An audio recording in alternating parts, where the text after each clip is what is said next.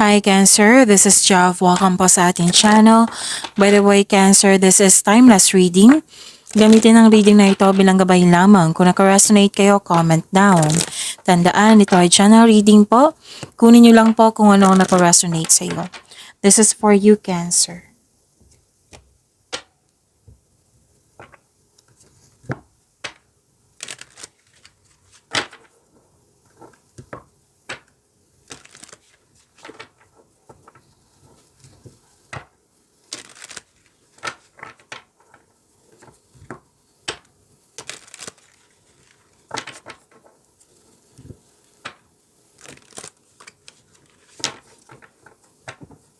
Para po ito sa iyo, Cancer.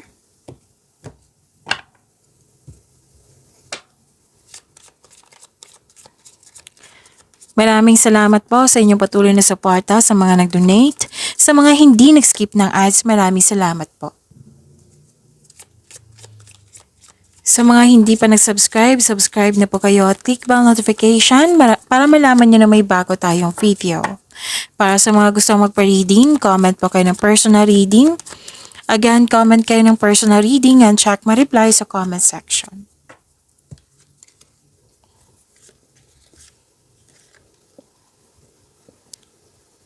Okay. May importanteng desisyon, may importanteng ganap sa passion mo. At may parating na malaking pera, Cancer. Or di kaya ay importanteng news or information. At mag-ingat lang po kasi may nakita ko ditong argument. Kasi nasaktan kayo, nagalit kayo at nagkaroon kayo ng argument. And okay. Kailangan nyo itong ma-overcome itong overthinking, overanalyzing, stress, anxiety. So, kung hindi kaya, seek help. Or pwede din fear, doubt, hesitation ito. So, sana'y ma-overcome nyo po ito, Cancer.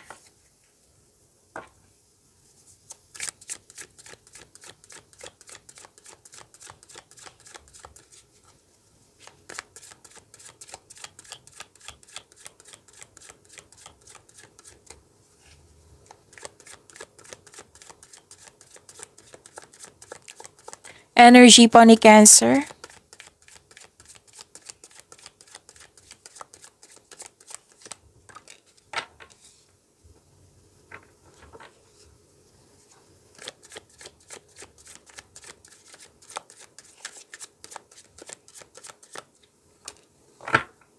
Nakuha mo si Wheel of Fortune, Cancer.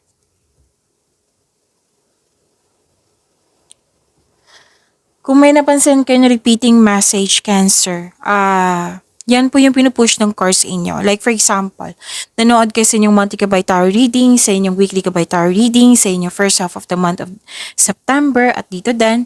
At may napansin kayo na repeating message. Yan po yung pinupush ng cards na kailangan yung bigyan ng atensyon, solusyon, at aksyon kung maaari po.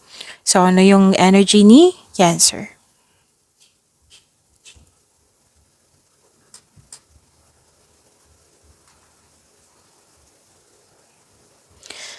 You're walking away, nag-move on ka, nagbigay ka ng aksyon, nagkaroon ng transition.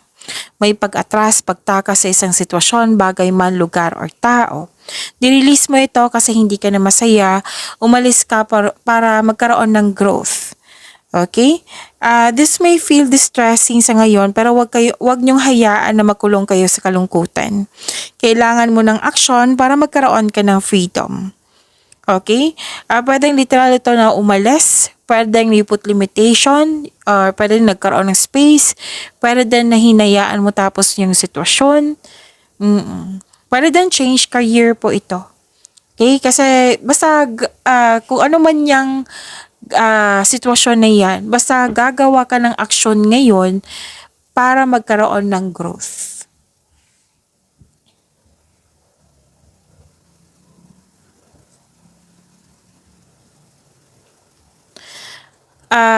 Dalawang card kasi dito, action at changes. Nagkaroon ng changes kasi may action. Okay? So, tama tong gagawin mo. Change.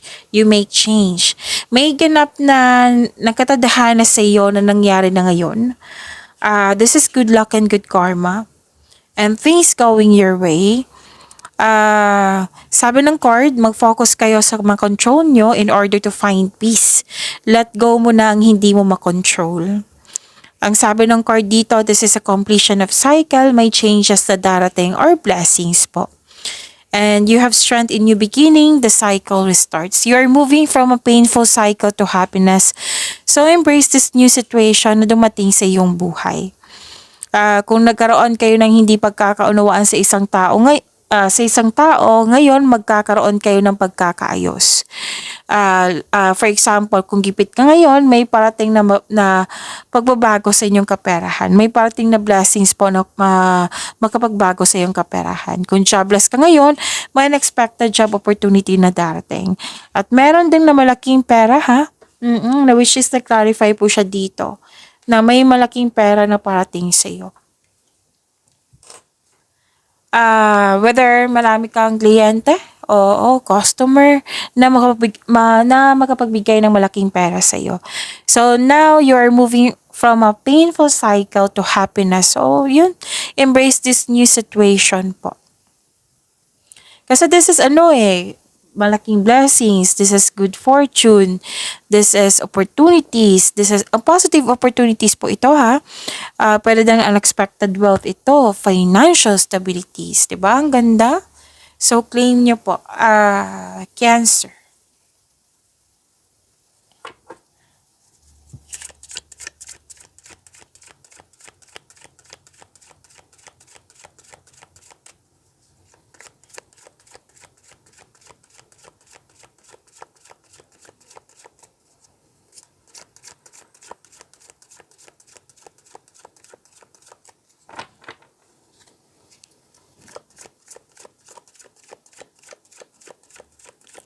Career and money. Career and money ni Cancer.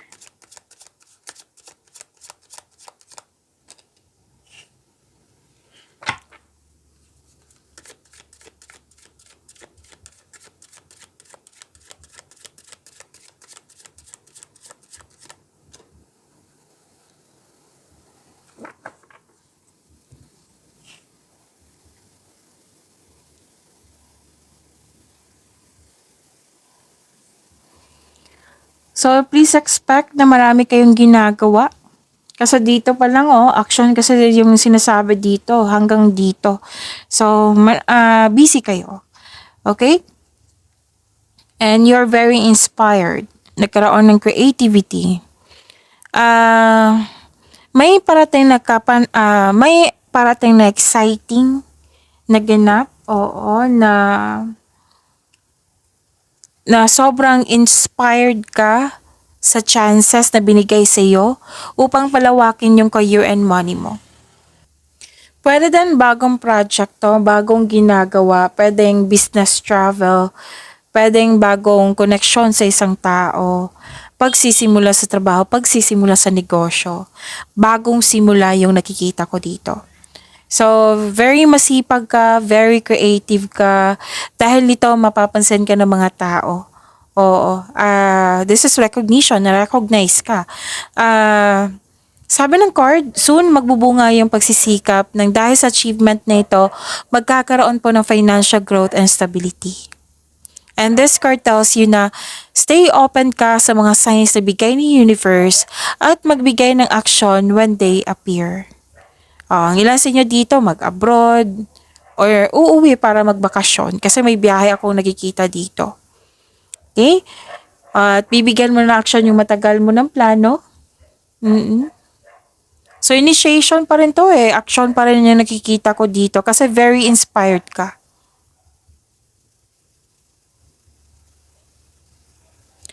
At nakikita ko dito na nagkaroon po ng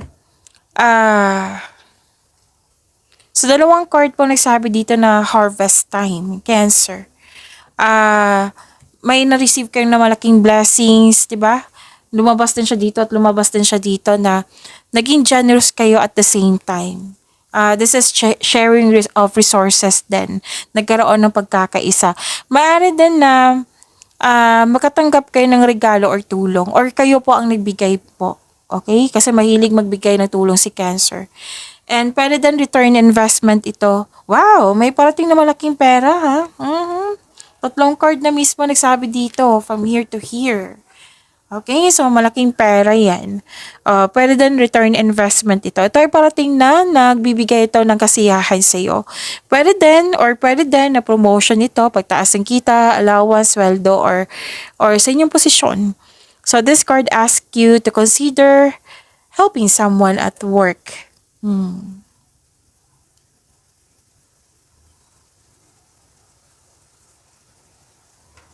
So may business partnership akong nakikita dito or isang job opportunity.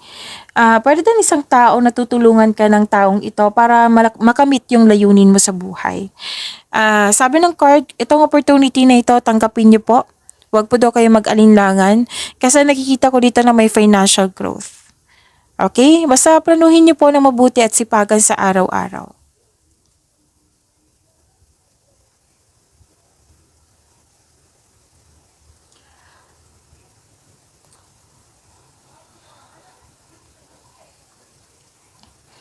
Okay, may nakita ko ditong stress, pagod ka sa trabaho at gusto mo mag-leave or magbakasyon. Kasi nga, sabi ko kanina, 'di ba, na may magbakasyon.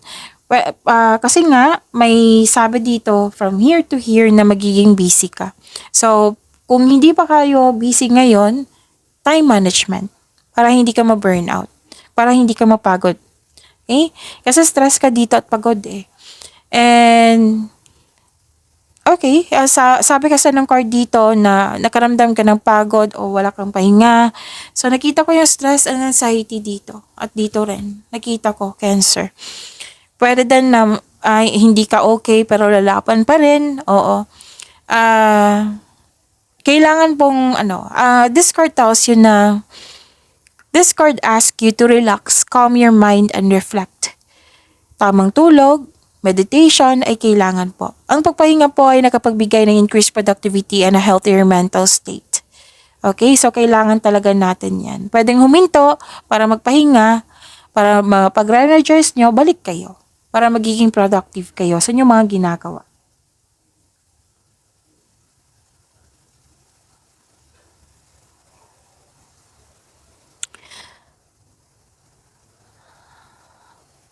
Okay, malakas ang iyong intuition.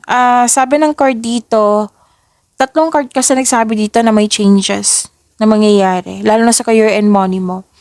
May common sense, may awareness, malalaman mo na yung sikreto, malalaman mo na, may malalaman ka na ang siyang dahilan nagkaroon ng common sense, oo, na aware ka na. And sabi ng card dito, follow your intuition in making financial or business decision. At naghahanap ka ng sagot sa inyong mga katanungan dito solusyon sa inyong problema. Sabi ng card, nasa iyo na yung sagot, nasa iyo na yung solusyon. Huwag kang umasa sa opinion ng iba, magtiwala po kayo sa inyong sarili. Trust your own counsel first. Card na bumuo kayo ng diskarte upang makuha ang gusto mo or umiwas or umalis kayo sa toxicity. Okay? So, ano pa?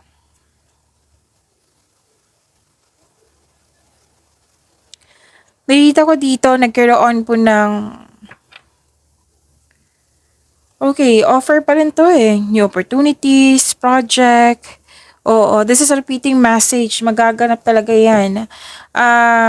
Excited ka. Okay? Tapos may support talaga dito. And, promotion and kung may oras po, kung may oras po nagkaroon ng stagnation, isipin niyo po yung inspiration niyo sa buhay para ma-enjoy mo yung mga ginagawa mo dyan.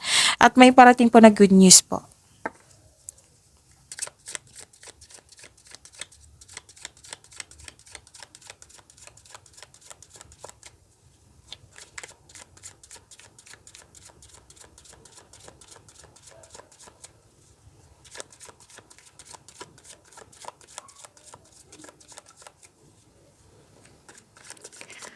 Love life, self-love, partnership, and romance ni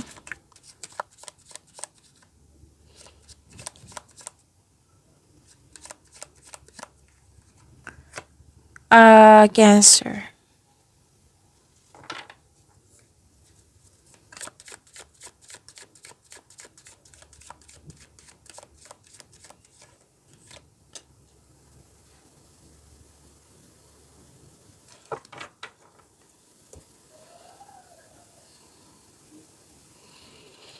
Sa love life niyo po, okay, blessed ka kasi stable na yung partner mo at emotional intelligent, marunong magbalanse sa inyong emotion. Pwede rin parating to ha sa mga single or di kaya partner nyo na ito. Sa mga relasyon sa buhay mag-asawa, ang sabi dito, iparamdam mo sa kanya na may malasakit ka at supportive ka sa inyong relasyon. Pwedeng concern niya to sa'yo or pwedeng concern mo to sa kanya. So, kailangan ng pag-uusap po dito. Communication is the key.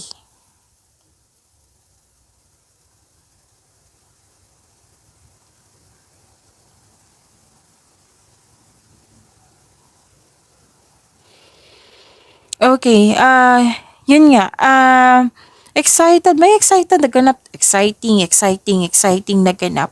May exciting naganap talaga. It might be nakatanggap ka ng event invitation, may nag-ask sa'yo ng date, nalalabas kayo, may travel, yan. May darating na blessings na magbibigay saya sa iyo. Single ka man na may relasyon sa buhay mag-asawa. May mabilisan desisyon nga dito, oh. Oo.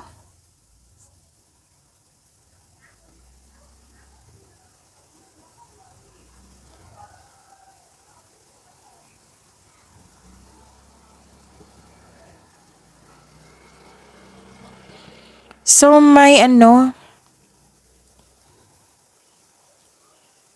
okay. Nakita ko dito na naging practical kayo sa buhay romansa sa mga single dyan. Interesado ka lang sa mga stable na trustworthy. Sa mga marelasyon sa buhay mag-asawa, magkakaroon ng stability. Oo, magkakaroon ng pagkakaunawaan, magkakaroon ng stability.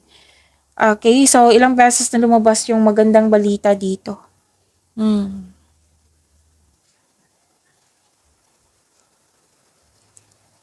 At sabi ng card dito na accept your mistakes as well sa person na ito so you can successfully let the past go. Pwedeng kaibigan mo to, malapit na tao sa iyo, pwedeng person mo to.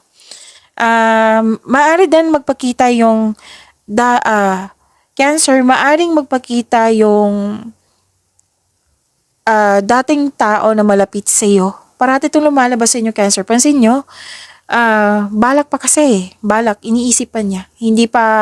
Wala pa akong nakikitang action dito. Pero pwede din kayo ito, nabibigyan mo ng action, pero most likely, dati tong malapit sa iyo na nagkaroon ka ng loss of connection na may balak. Balak pa po, wala pa ako nakikita action. So, it might be sa susunod na reading meron na. Para humingi ng tawad or mag-put ng closure. So, sabi ng card dito, seek forgiveness in order to move forward. So, hihingi siya ng sorry. Kasi may nakita kasi akong realization dito eh. At